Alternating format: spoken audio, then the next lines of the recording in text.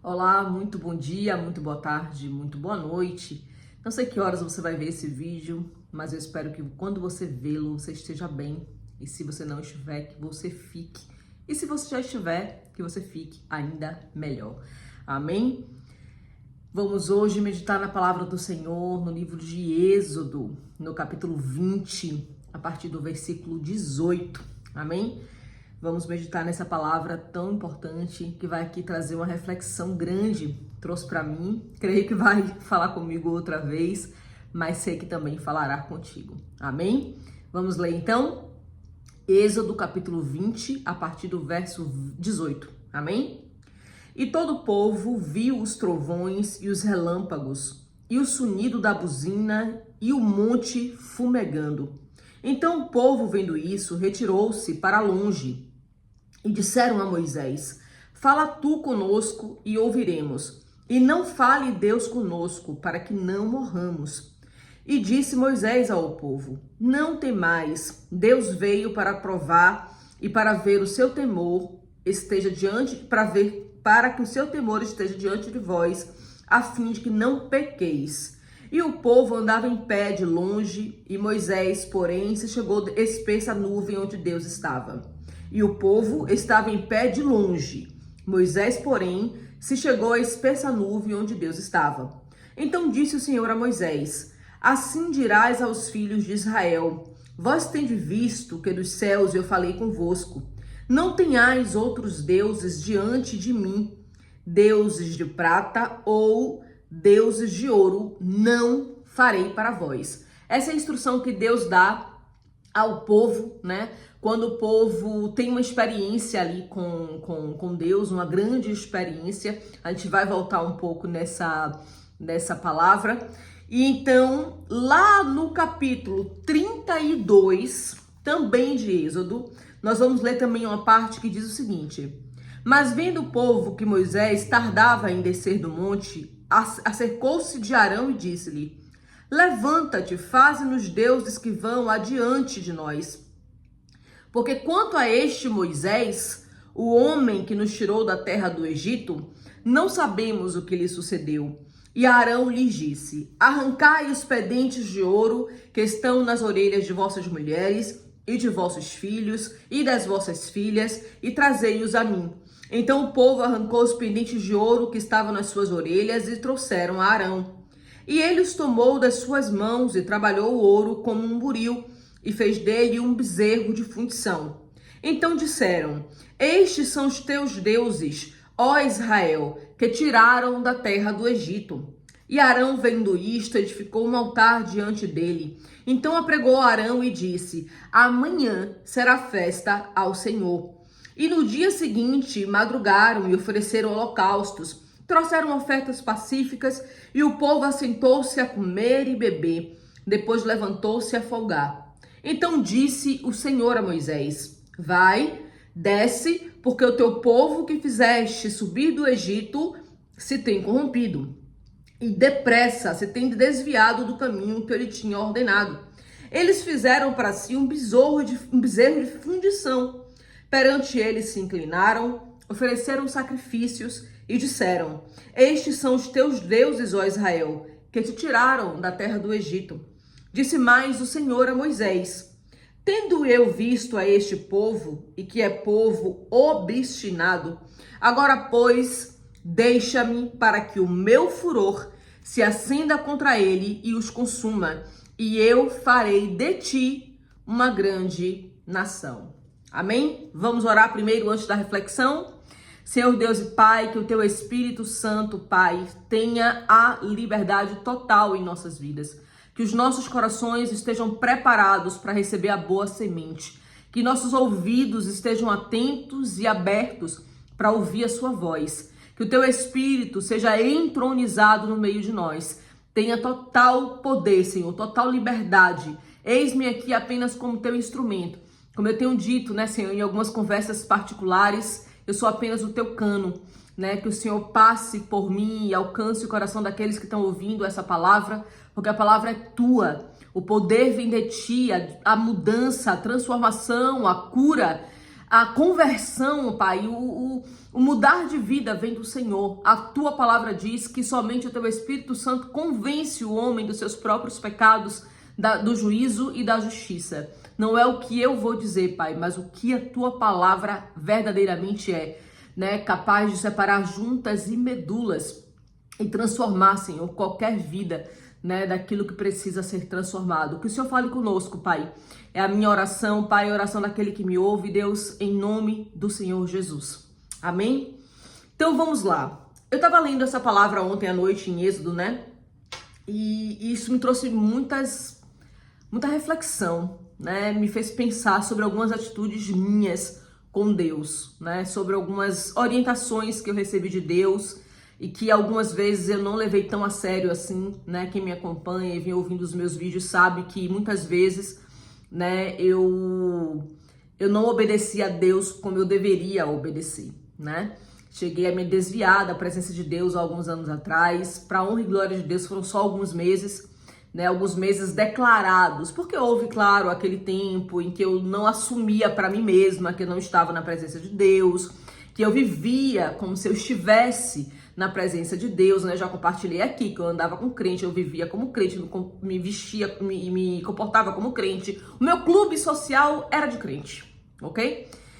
E após esse afastamento, né, foi que eu verdadeiramente voltei decidida a obedecer a Deus em qualquer circunstância, por mais difícil que fosse, né? Algumas pessoas ultimamente têm dito, eu não sei se Deus faria isso, como é que Deus lhe pede aquilo, como é que você tem que fazer isso, aquilo, outro, né? E a verdade é que eu decidi realmente, em qualquer situação, em qualquer circunstância, obedecer ao Senhor, né? E quando eu estava lendo essa passagem ontem, em Êxodo 20, né, quando Moisés, por que isso aqui acontece? Que trovões são esses que o povo está ouvindo, né? Que momento é esse aqui em que eles veem trovões, relâmpagos, sonido da trombeta, né, um monte fumegando? Que momento foi isso? É o momento em que Moisés sobe para o Monte Sinai, né? Eles estão no meio do deserto, eles chegam ao Sinai e Moisés sobe o monte do Sinai. E ele vai orar, ele vai buscar a presença de Deus. E enquanto Moisés está lá em cima, orando, falando com o Senhor, buscando a sua face e recebendo algumas recomendações do Senhor, que a gente vai ver que é nesse momento que Deus entrega a Moisés os 10 mandamentos, né? Acontece toda essa situação do monte fumegar, relâmpago, trovão e tal. E aí o próprio Deus vai falar, né, com o povo. E quando Moisés desce, eles pedem para que, por favor, Deus não falasse mais com eles, para que eles não morressem e que somente Moisés falasse com Deus. Ou seja, isso foi uma escolha do povo.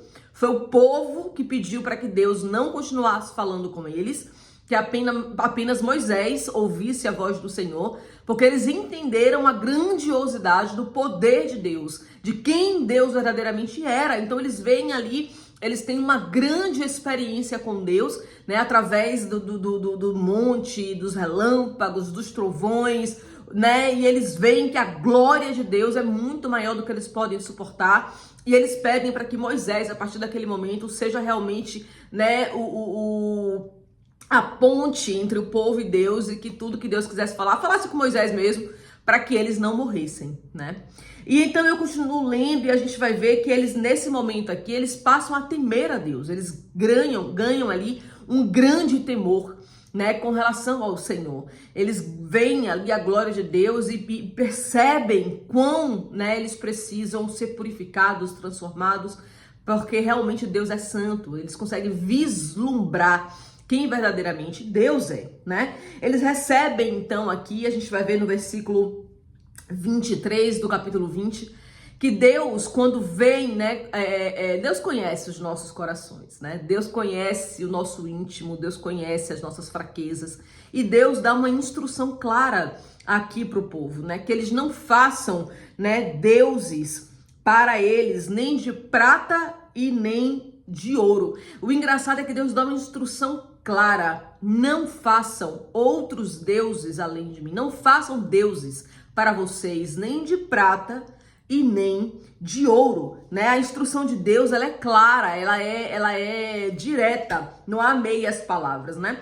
E no capítulo 32, a gente vai ver, né, durante esse processo da visualização, desse encontro, dessa experiência com Deus, até o capítulo 32, algumas coisas vão acontecer. Moisés, ele vem dando aqui as leis contra a imoralidade, a idolatria, a falsidade, a injustiça, vai falar das festas, né?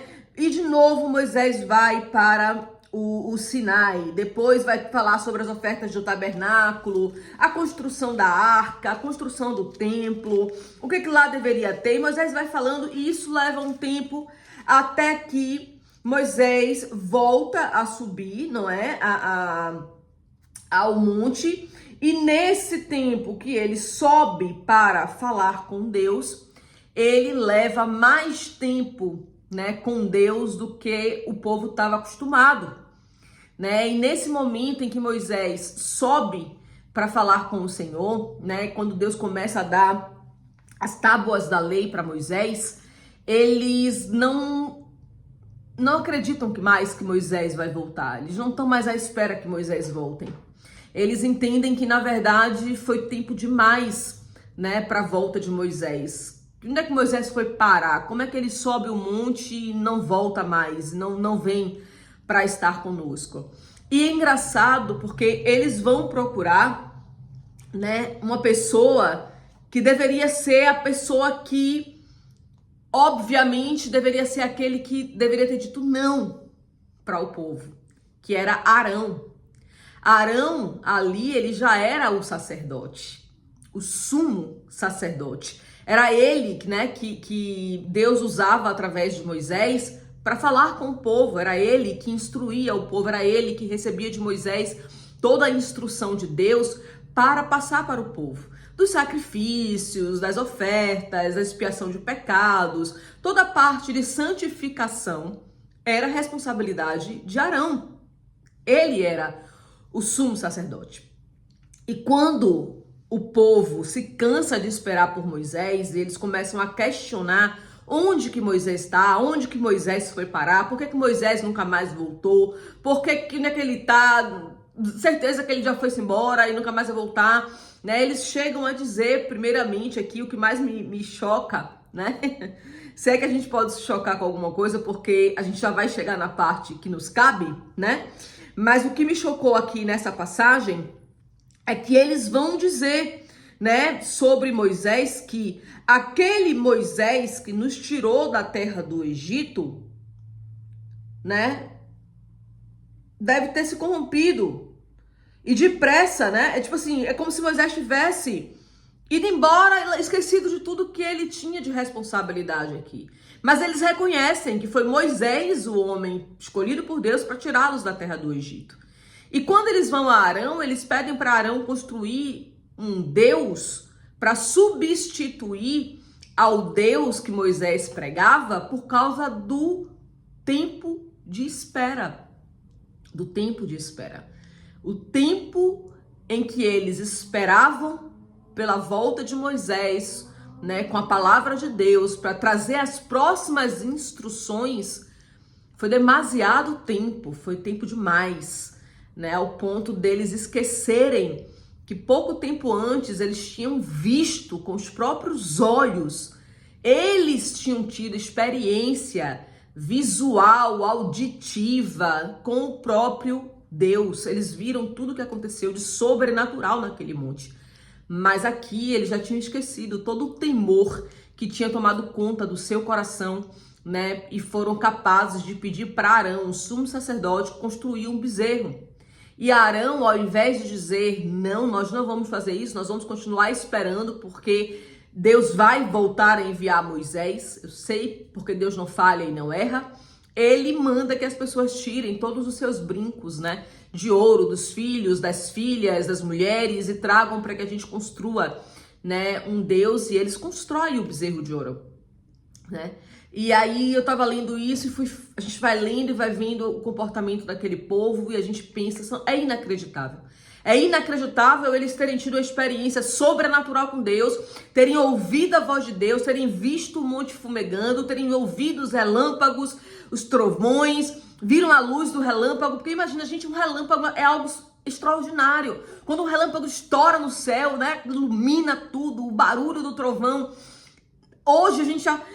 Meu Deus, que trovão foi esse? Que raio foi esse? Agora imagina isso acontecendo ao mesmo tempo com uma intensidade absurda ali no monte, muito perto. Deve ter sido algo extraordinário. Mas ele aqui já tinha esquecido, né, do que tinham vivido, do que tinham experimentado com Deus. E tomaram a decisão, né, com as próprias pernas, vamos dizer assim, em construir com as próprias mãos, melhor dizendo, um bezerro de ouro para substituir quem Deus é. Agora, eu fiquei pensando, o que é um bezerro de ouro, né? Um objeto de ouro diante da grandiosidade do poder de Deus, de quem o Senhor é. Então Deus trouxe ao meu coração. Muitas vezes, muitas promessas, né, que foram feitas pra gente, pra mim, pra você que tá assistindo esse vídeo, elas começam a demorar mais tempo do que nós estamos à espera que demorasse. Né? Talvez Deus tenha feito uma promessa para você que você achou que ia se cumprir um mês depois ou 10 dias depois, e talvez agora você tenha um tempo de espera maior do que você estava imaginando que pudesse ser. Talvez Deus tenha prometido, né, um filho sair das drogas, mas tem muito tempo que você está lutando por esse filho e ele continua lá, e você acha que aquilo pode não ter mais solução, você até pensa em desistir. Ou então está prestes a construir o seu bezerro de ouro para trazer solução para essa situação. Talvez você esteja lutando por um casamento destruído, por um homem, né, adúltero, que está adulterando vezes em conta, mas Deus nunca não deixou você sair desse casamento ainda e você continua lutando por ele, né? E você está prestes a construir o seu bezerro de ouro. Talvez a sua situação seja emocional. Talvez você tenha problemas emocionais que você acha que não tem mais cura. E você está tentando se acostumar a viver com eles, né? Porque não há ninguém nem nada que possa mudar a sua história.